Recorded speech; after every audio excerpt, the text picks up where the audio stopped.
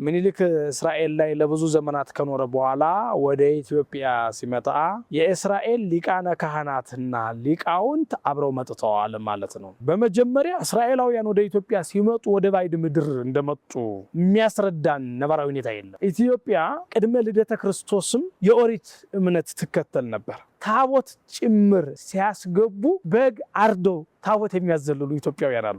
የኢትዮጵያ ክርስትና ኦሪትን ሙሉ በሙሉ አልቀበልም የሚል አይደለም። ባጭሩ ይሄ ምንድነው? ለስነ ልቡና ቅርበት ከሌላው ዓለም የተለየ ኢትዮጵያ ለእስራኤላውያን ቀርባቸዋለች።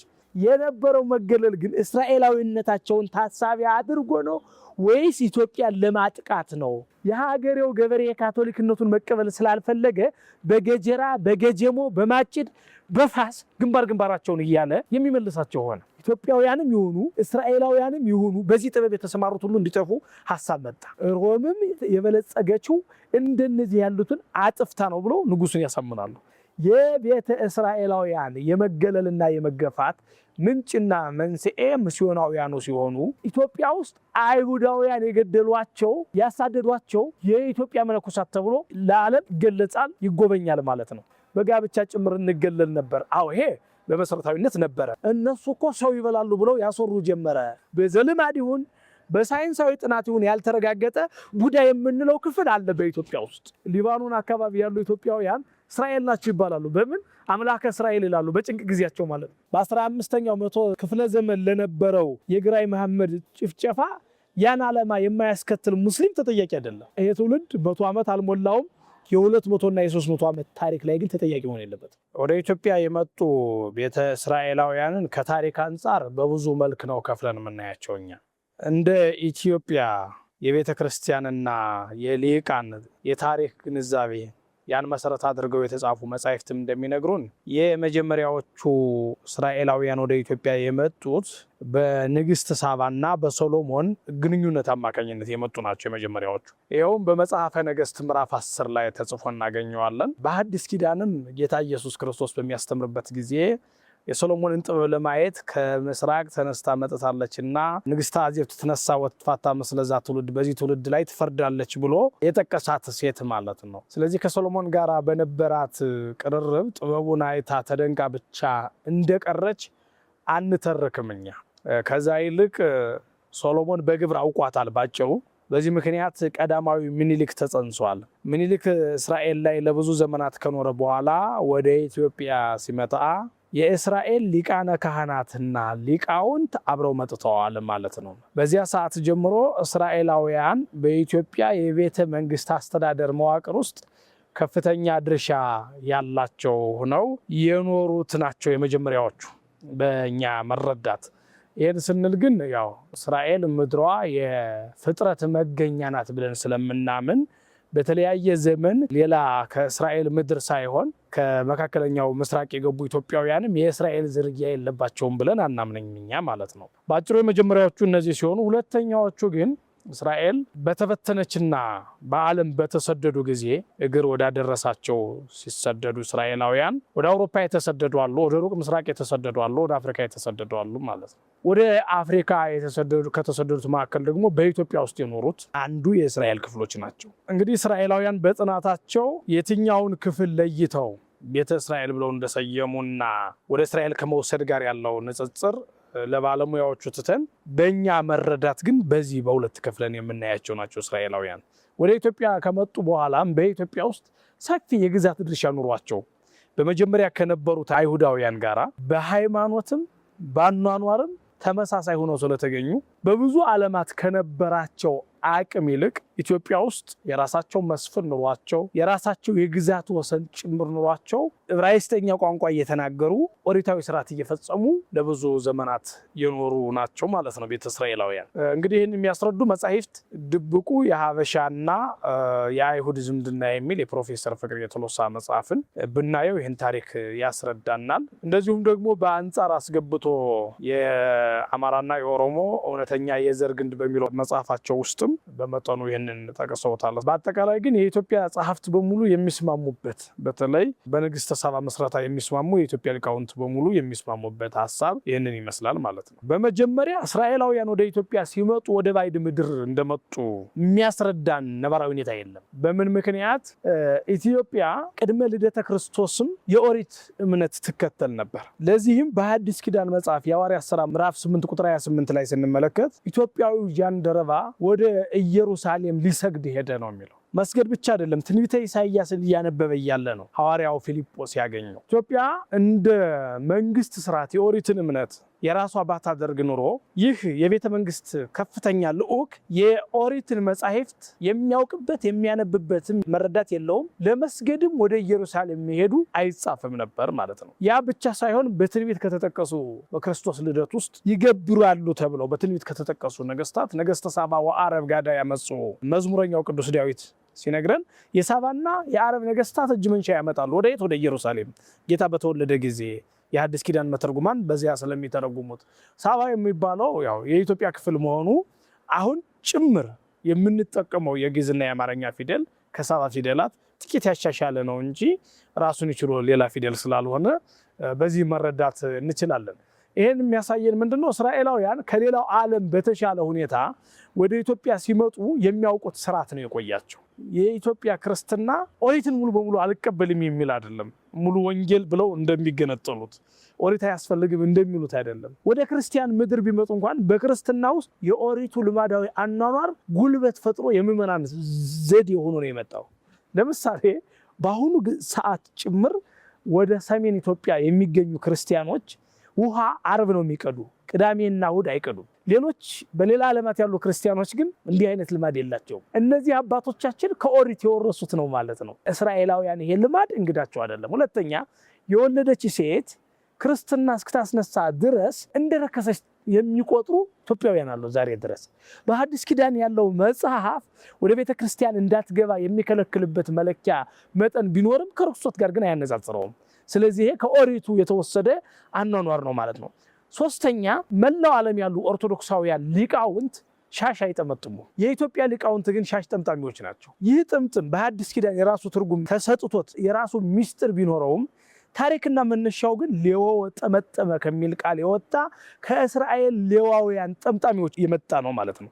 የእስራኤላውያን ካህናት አጠማጠም ይዘቱ ልምምዱ ልክ የትናንትና የዘንድሮ ከኛም እያደገ እየተራቀቀ እንደሚመጣው ቢለያይም መጠምጠም ግን እስራኤላውያን ልማድ ነው ማለት ነው። የኢትዮጵያ ሊቃውንት ዛሬ ጠምጥመው አምመው የሐዲስ ኪዳን ትርጉም ሰጥተው የሚንጸባረቁት ሕይወት የእስራኤላውያን የካህናት ጥምጥም ከሆነ እስራኤላውያን ወደ ኢትዮጵያ በመጡ ጊዜ ያገኙት የተለመደ ነበር ማለት ነው። ኢትዮጵያ ውስጥ ከዚህ በተጨማሪ አንዳንድ ቦታ ላይ በሐዲስ ኪዳን ሐሳቡ ባይደገፍም ታቦት ጭምር ሲያስገቡ በግ አርደው ታቦት የሚያዘልሉ ኢትዮጵያውያን አሉ። በሰርግ ላይ በግ ካልታረደና ሙሽሮች ካልዘለሉ ወደ ቤት አይገባም። ይሄ በእስራኤላውያን ልማድ በኦሪት ዘጸአት ምዕራፍ 12 ጀምሮ እንደምንመለከተው ግብጽ ላይ በነበሩበት ሰዓት የበኩር ልጅ መቅሰፍት እስራኤላውያንን እንዳያገኛቸው የእግዚአብሔር መልአክ በጉን አርደው መድረኩን እንዲቀቡት ነግሯቸው በግ ያረዱበት ያ ታሪክ በኢትዮጵያ ውስጥ ልማድና ባህል ሆኖ ስለኖረ በዛ መንገድ የተከናወነ ነው። ሌላው ታቦት በዓለም ያሉ ክርስቲያኖች ስለ ታቦት ያውቃሉ፣ ያምናሉ፣ ቅድስናውን ያከብራሉ። ካለባበስ ጀምሮ በዓል ለጥምቀት ወንዝ ይዞ በመውሰድ በማሳደር ኢትዮጵያውያንን የመሰለ በዓለም የክርስትና ሕግ የለም። ይሄ እንዴት ሆነ ያልን እንደሆነ ካህናቱ ባሕረ ዮርዳኖስን ኢያሱን መሪ አድርገው በወንዙ ሲሻገሩ በዚያ ሆነው እግዚአብሔርን ሲያመሰግኑ የሚያሳይ የእስራኤላውያን ታሪክ አለ። ከኛ ታሪክ ጋር ተገናኝተዋል ማለት ነው። ባጭሩ ይሄ ምንድነው? ለስነ ልቡና ቅርበት ከሌላው ዓለም የተለየ ኢትዮጵያ ለእስራኤላውያን ቀርባቸዋለች። ነገር ግን መገለል እንዴት መጣ ያልን እንደሆነ መገለል ኢትዮጵያ ውስጥ በነበሩት እስራኤላውያን ላይ መገለል ነበረ። የነበረው መገለል ግን እስራኤላዊነታቸውን ታሳቢ አድርጎ ነው ወይስ ኢትዮጵያን ለማጥቃት ነው? ልዩነቱ እዚህ ላይ ነው። እስራኤላውያን በጣም እንዲረዱት የሚያስፈልገው ታላቁ የታሪክ ጸሐፊ አስረስ የኔሰው ትቤ አክሱም በተሰኘው መጽሐፋቸው ላይ በጣም ለዚህ ጭብጥ መነሻ የሚሆን አስገራሚ ታሪካቸውን አስቀምጠዋል ማለት ነው። ይህ የተፈጠረው ሮማውያን ካቶሊኮች ሚስዮናውያን ወደ ኢትዮጵያ ውስጥ ገብተው የቤተ መንግስቱ አሾክሻኪዎች ከሆኑበት ከ15ኛው መቶ ክፍለ ዘመን ጀምሮ የተፈጸመ ነው። ያ ዓላማው እስራኤላዊነትን ማጥቃት ሳይሆን ጥበብን መምታት ነበር ዓላማው። እርሱ ምንድነው? የካቶሊክ ሚስዮናውያንና ግራኝ መሐመድን ለማጥቃት ኢትዮጵያን ለመርዳት የመጡ የጦር ተረፈ ወታደሮች ጭምር ግዛታቸውን አስተሳሰባቸውን ወደ ኢትዮጵያ የገጠር ክፍል ለማስረጽ ሲሞክሩ የሀገሬው ገበሬ የካቶሊክነቱን መቀበል ስላልፈለገ በገጀራ በገጀሞ በማጭድ በፋስ ግንባራቸውን እያለ የሚመልሳቸው ሆነ። ስለዚህ በዚህ ጊዜ ምን ብለው መከሩ? እነሱ መንግስትን አሳምነን በአፄ ሱስንዮስ ጊዜ ማለት ነው፣ መንግስትን አሳምነን እኒህ ጥበበኞች እንዲጠፉ እናድርግ ብለው መከሩ። ጥቃት ስለደረሰባቸውና የቀጣይ የኢትዮጵያ ወታደራዊ ስልጣኔ ምንጭም ያ ጥበብ መነሻ ይሆናል ብለው ስላሰቡ ማለት ነው። ስለዚህ ቤተ መንግስት ሄደው እነዚህ ጥበበኞች ካልጠፉ ኢትዮጵያ ባለጸጋ አትሆንም፣ መጥፋት አለባቸው፣ ሮምም የበለጸገችው እንደነዚህ ያሉትን አጥፍታ ነው ብሎ ንጉሱን ያሳምናሉ። ከቤተ መንግስት ጠቢባኑ ኢትዮጵያውያንም ይሁኑ እስራኤላውያንም ይሁኑ በዚህ ጥበብ የተሰማሩት ሁሉ እንዲጠፉ ሐሳብ መጣ። ግን የሀገሬው መኳንንት አልተስማሙ። በነገራችን ላይ የንጉስ ትእዛዝ እንደ እግዚአብሔር ቃል የሚከበርበት ዘመን ነበር። ያ ግን በፈጽሞ ሀገርን የሚጎዳ ስለነበረ ይጥፉ በሚለው መኳንንቱ አልተስማሙ ሲሉ ምን ይደረግ? እሺ ተገለው የብቻ ይቀመጡ ተባለና ቦታ ተወሰነ። በዚህ ላይ በታሪክ መነሻ የተጠቁት እስራኤላውያን ብቻ ሳይሆኑ የዛ ጥበብ ባለቤት የሆኑ ቤተ እስራኤላውያን ብቻ ሳይሆኑ የዛ ጥበብ ባለቤት የሆኑ ኢትዮጵያውያንም ተጠቅተዋል ማለት ነው። መኳንንቱ ግን አንጎራጉረዋል። ለምን? በእነርሱ ማጭድ እያጨድን፣ በእነርሱ ሚሳር ዛፍ እየቆረጥን፣ እነርሱ በፈተሉት በሸማ እያጌጥን ለምን ይገደላሉ የሚለውን ተቃውሞ አንስተው ከጥቃት ያተረፏቸው የኢትዮጵያ ኦርቶዶክሳውያን ሊቃውንት መሆናቸውን ታሪክ ይመሰክራል። የቤተ እስራኤላውያን የመገለልና የመገፋት ምንጭና መንስኤ ሚስዮናውያኑ ሲሆኑ ዓላማውም እስራኤላዊነትን ማጥቃት ብቻ ሳይሆን በዚያ ውስጥ የሚኖሩ ጥበበኞችንና ኢትዮጵያ የተሰኘችውን ሀገር ማጥቃት ስለሆነ ደግሞ እስራኤላውያን ጠቢባን መሆናቸው ቅዱሳት መጻሕፍትም የሚመሰክሩት የዓለም ታሪክም የሚናገረው ስለሆነ የቀደምት ጥበቡ ወራሾች በመሆናቸው ነው የተጠቁት እንጂ ኢትዮጵያውያን እስራኤላውያን የኛ ወገኖች አይደሉም ብለው ከራሳቸው አመንጭተው በሌላ ባልተቀደሰ ሴራ አውጥተው አውርደው ሂትለር እንዳደረገው ወይም ሌሎች እንዳደረጉት ከኢትዮጵያውያን አይምሮ የመነጨ ጥቃት እንዳልሆነ ግን እስራኤላውያን መረዳት ይኖርባቸዋል ማለት ነው። የሚገርመው ሮም ውስጥ 8 የኢትዮጵያ መነኮሳት የመቃብር ሐውልት አላቸው። ታሪካቸው የተወሰኑት የሄዱበት አካባቢ ተጽፏል። ከዳውሮ ከበየምድር ለይቶ ፋርጣን ማለት ነው። ደግሞ ከጣቁሳ ከደብረ ሊባኖስ ከከፋ የተወሰዱ መነኮሳት አሉ። አካባቢያቸው ያልተገለጸ መነኮሳትም አለ። የተወሰዱት በ1551 አካባቢ ተወስደው በዚያ ካቶሊካዊነትን ሲማሩ ኑረው የሞቱ ናቸው። ዛሬ ሮም ላይ ግን ምን ተብሎ ይጠናል? ኢትዮጵያ ውስጥ አይሁዳውያን የገደሏቸው ያሳደዷቸው የኢትዮጵያ መነኮሳት ተብሎ ለዓለም ይገለጻል፣ ይጎበኛል ማለት ነው። እንግዲህ በኢትዮጵያ ታሪክ የወዲት ጉዲትን ጦርነት ነው የ9ኛው መቶ ክፍለ ዘመን ለአይሁዳዊነት ሰጥተው የኢትዮጵያ ሊቃውንት የሚተርኩ በማዕከል የ600 ወይም ወደ 700 የተጠጋ ዘመን ክፍተት አለ። ነገር ግን ካቶሊኮቹ ሚስዮናውያኑ አውሮፓውያኑ ምንድነው የፈለጉት? አይሁዳውያኑ የኢትዮጵያን ክርስትና ለማጥፋትና ለመጨፍጨፍ እንደተነሱ አድርጎ በማይታረቅ ስነ ልቡና ማማታት ስለፈለጉ ራሳቸው ወስደው ካቶሊክነትን አስተምረዋቸው ካቶሊኩ ነው ሮም ላይ የሞቱትን መነኮሳት በ9ኛው መቶ ክፍለ ዘመን የኢትዮጵያ አይሁዶች ገደሏቸው ብለው የሴራ ታሪክ ለዓለም ጭምር ያጠነጥናሉ ማለት ነው። ስለዚህ ቤተ እስራኤላውያን መረዳት ያለባቸው በዚህ ውስጥ ግን የሴራ ታሪክ ወራሽነት በኢትዮጵያ ውስጥም በእስራኤላውያን ውስጥም በሰዎች በተቀዳ አእምሮ ቀጥሎ ጥቃቱ ቀጥሎ ሊሆን እንደሚችል ዛሬም ሴራዎች ምን ያህል ጉዳት እንዳላቸው መረዳት እንችላለን ማለት ነው።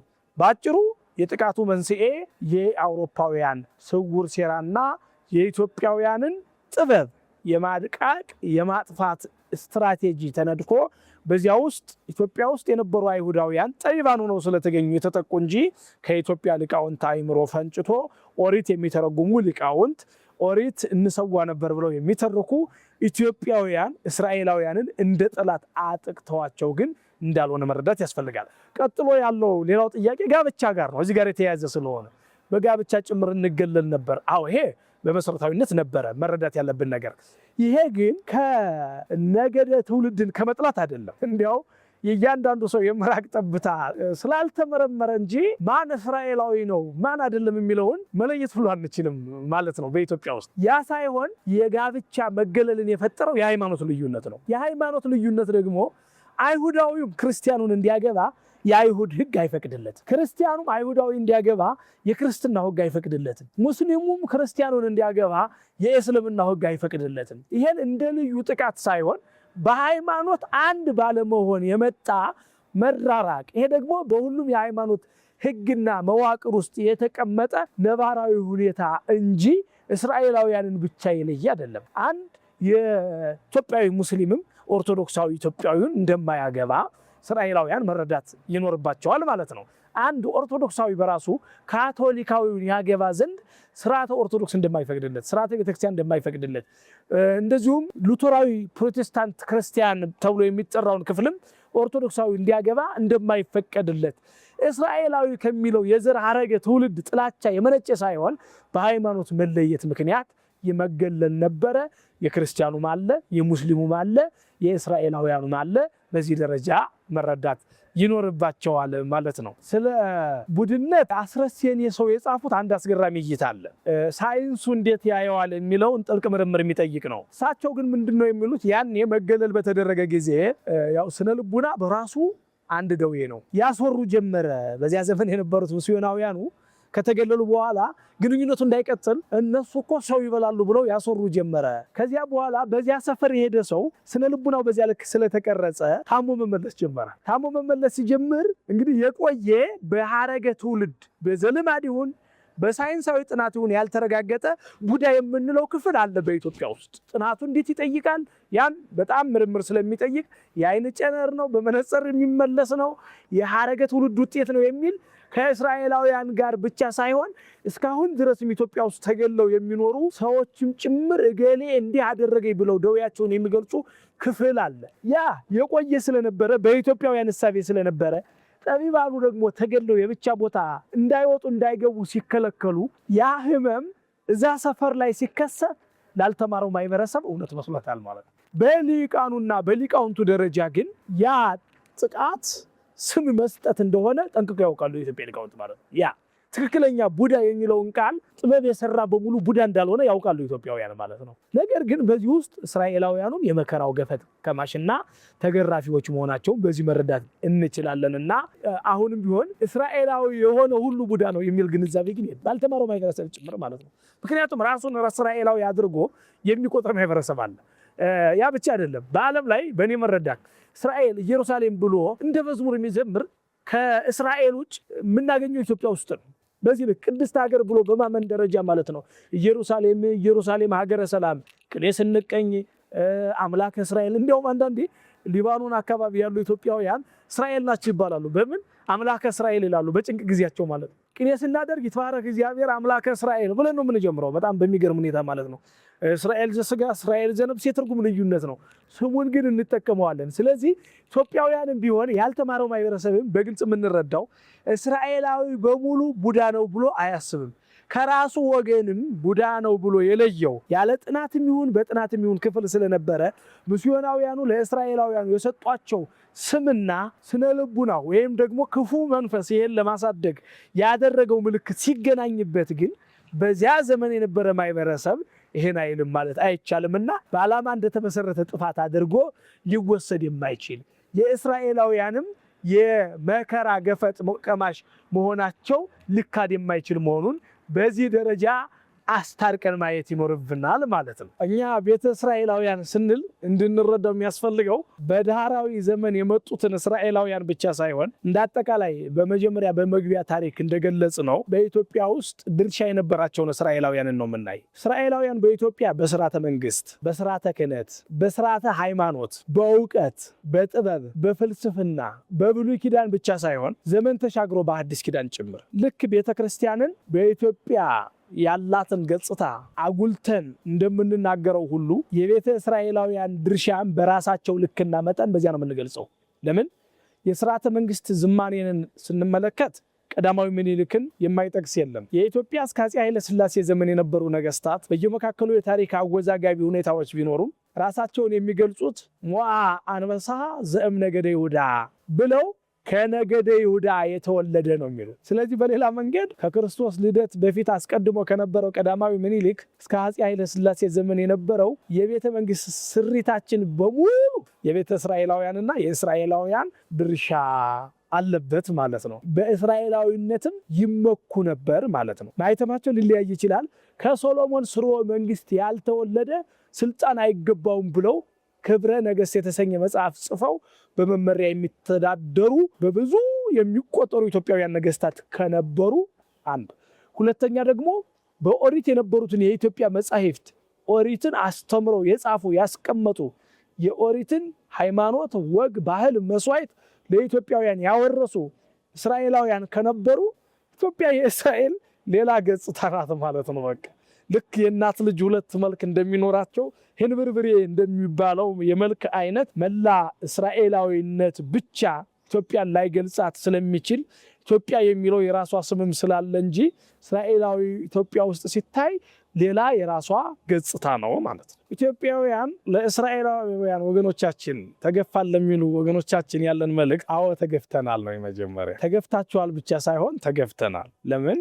አንደኛ በዚህ በትቤ አክሱም በተሰኘ የአስረስ የኔ ሰው መጽሐፍ ገጽ 5 ላይ መጽሐፉ ገጥሟችሁ ብታነቡ በመጀመሪያ የተነተንኳቸው የሚስዮናውያን ሴራ የጥቃት ሰለባ ያደረጓቸው እስራኤላውያኑን ብቻ ሳይሆኑ ኢትዮጵያውያኑን ጨምሮ መሆኑን መረዳት ይኖርብናል። ሁለተኛ ያ ጥበብ በራሱ ሲጠላ ሲገፋ ከስልጣኔ ምንጭ ሳትቋደስ የቀረችው ወይም ጥበቡ በሰፊው እንዳይስፋፋ ከመሆን የተገታችው ሀገር ኢትዮጵያ መሆኗን መረዳት ያስፈልጋል። ነገር ግን አጥርተን ማየት የሚያስፈልገው ያ የእስራኤላውያንና የጥበበኛ ኢትዮጵያውያን መገፋት መነሻው ኢትዮጵያዊ አስተሳሰብና ኢትዮጵያዊ ስነ ልቡና እንዳልሆነ ከዛ ይልቅ በኋለኛው ዘመንም ብዙ አይሁዳውያንን የጨፈጨፉ በጭካኔ ግፍ የፈጸሙ አውሮፓውያን ኢትዮጵያ ውስጥ የእስራኤል ስር መስደድ ስጋት ስለሆናቸው የሀገራቱ ውህደትና የባህል ትስስር ጋብቻ ያጠቃናል ብለው ስላሰቡ የፈጠሩትና ያ ሐሳብ ግልጽ ያልሆነለት ትውልድ ካልሆነ በቀር በቤተ ክርስቲያኗም ይሁን ኢትዮጵያ በአስተምሮ ደረጃ እስራኤልነትን ነቅፋ በዘመናዊ ምሁራንም በነገስታቱ ስሌትም እስራኤላውያንን ገፍታ የፈጠረችው እንዳልሆነ ቤተ እስራኤላውያን አጥብቀው ሊረዱልን ያስፈልጋል። ዛሬም ኢትዮጵያውያን አስተሳሰባቸው ምንድነው ሲባል እውነት ለመናገር እስራኤላውያን በተለይ ከኢትዮጵያ ያልነበሩት በዓለም ተበትነው የተመለሱ እስራኤላውያን ስለ ኢትዮጵያና ስለ እስራኤል ካላቸው ቁጭት በላይ አንድ የኢትዮጵያ ገበሬ ያቆጭታሉ። ለዚህም በየጦርነቱ ጊዜ የሚታየው ነባራዊ ሁኔታ እስራኤላውያን ይስቱታል ብለን አናስብም። ስለዚህ እናንተን የሚወድ ራሱን በእናንተ መገለጫ የሚጠራ ራሱን የሶሎሞን የዳዊት ተወካይ አድርጎ የሚጠቅስ ራሱን እንደ ጽዮናዊ የሚመለከት ኢትዮጵያዊ ነው ያለው ማለት ነው። ይሄ ትውልድ እስራኤልን እንደሚጸየፍ አድርጎ እስራኤላውያንን እንደሚገፋ አድርጎ መሳል የተጠነሰሰው ሴራ ሳንረዳው የመጣ እንጂ ትክክለኛ የኢትዮጵያውያን የህይወታቸውም የኑሯቸውም የእሳቢያቸውም መገለጫ እንዳልሆነ እስራኤላውያን መረዳት ይኖርባቸዋል። ይልቁንስ ለእናንተ ከዓለም የተለየ ፍቅር ያለው ይህ ኢትዮጵያዊ ትውልድ በህይወት፣ በጤና፣ በእርዳታ፣ በዲፕሎማሲ፣ በኢኮኖሚ፣ በአብያተ ክርስቲያናት እድገት ጭምር እንዳይጎሰቁል ልታግዙት የሚገባ ትውልድ ነው።